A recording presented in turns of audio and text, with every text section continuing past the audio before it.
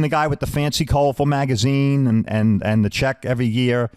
I know it's not a lot of money, but still a check. You're still paying these people year after year after year after year.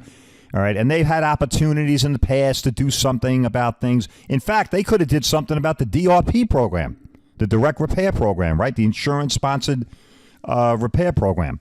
But they chose not to. We're doing something about it. That's right. CollisionServiceNetwork.com for the last 4 years has been doing something about it.